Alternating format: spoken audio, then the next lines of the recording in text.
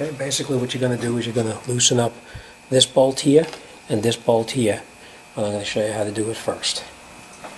What I always do is pinch off the brake line very lightly, not too hard. You don't want to crush the line, you just want to keep the fluid from flowing through it. So you just pinch it off very lightly, and then we take off the brake hose right here.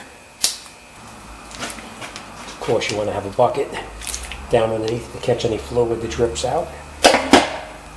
Take the hose off, and you're going to just move it out of the way. You're going to discard the little copper rings that are on there because we're not going to reuse those. We're going to replace them with new. Just to keep from making a mess, I always block off that so we don't have a mess. Next thing you're going to do is you're going to remove the two caliper mounting bolts, and you just remove them.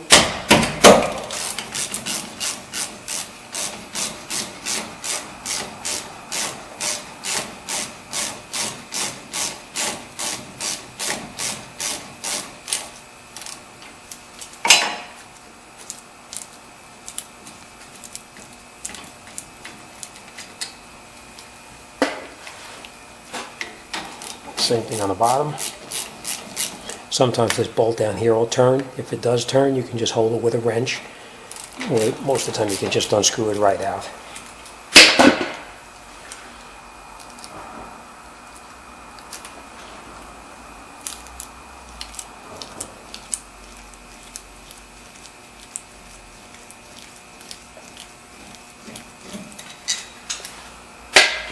Caliper comes right off. In this particular case, we're going to be reusing the brake pads because the caliper was the only thing that was starting to leak. The pads themselves are brand new.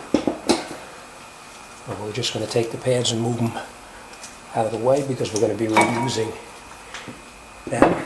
And we're going to replace this mounting bracket here also. The mounting bracket is usually pretty tight, and I usually use the breaker bar to break it loose. Or an air gun, but in this case I'll show you how to do it without an air gun.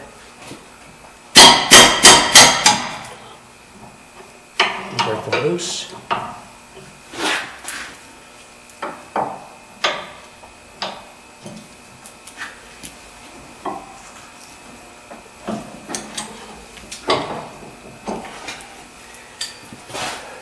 Once you break them loose with your breaker bar, you can just use a ratchet to remove them.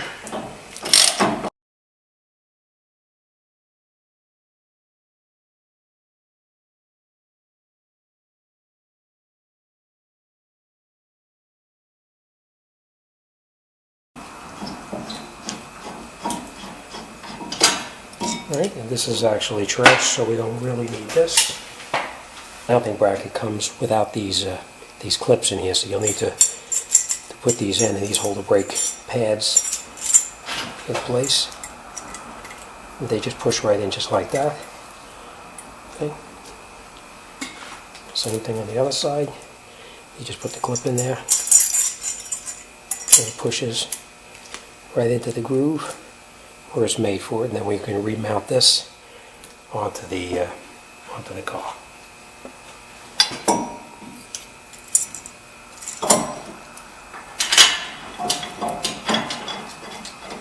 Just catch the one, and then you catch the second one. After you got them both caught, then you can tighten it up.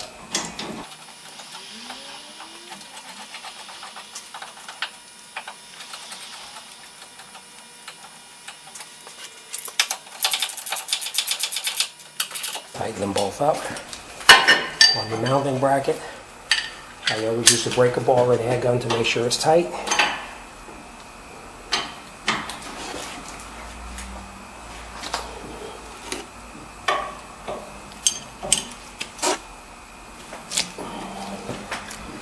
Okay, so now our mounting bracket is remounted. Now we're going to put our brake pads back in. And before we put the brake pads in, we're just going to put a little bit of grease on the pad itself so it slides in the bracket the way it's supposed to.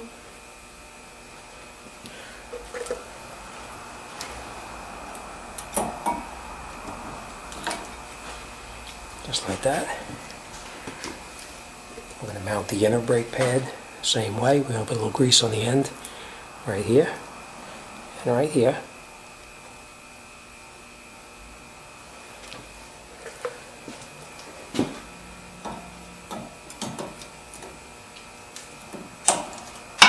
Slide them into place. And you take your new caliper and you're going to mount your new caliper back onto the vehicle itself. A word of advice, make sure your bleeder valve is always facing up, because the left and right side are different, but you have to have your bleeder valve on the highest point of the caliper. All right? Now with the brake caliper, you do get new mounting bolts. Make sure you use them.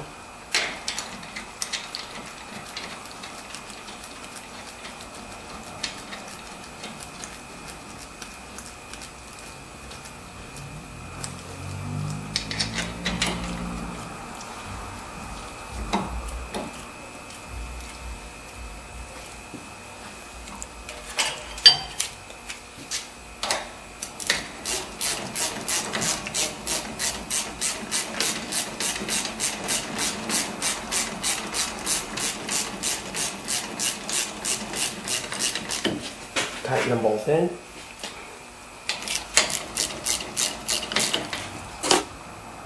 Nice and tight.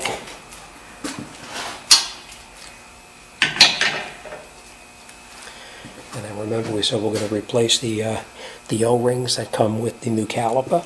You slide the one onto here. And you take the bolt and you put it through here. And you mount your second O-ring on this side here, and you screw it into the caliper. Always by hand. You don't tighten it with the ratchet until after you have it caught. A couple of turns.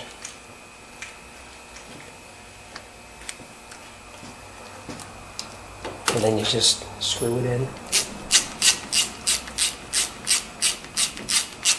Make sure when you mount it in here, make sure that this fits up flush up against the caliper. This you're not going to tighten too tight. You're just going to snug it until it just touches, and you go just a little bit more. Because you can strip this out or break it off. Alright, now we're going to just open up that bleeder valve.